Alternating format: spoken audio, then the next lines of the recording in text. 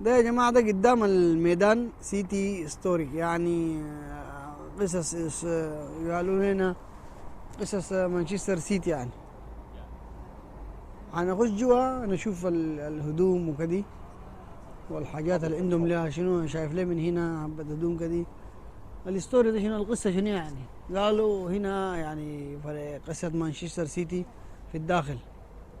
هنخش ونشوف ان شاء الله يكون ما ممنوع التصوير. زي ما شايفين يا جماعة دخلنا برضو جوا، قلنا نكشف. لا كورة ما بطل يا جماعة 15. بعدين ما دام قاعدين في الميدان قاعد يبيعوها لازم تكون غالية، لازم تكون أصلية يعني. وده الخيارات.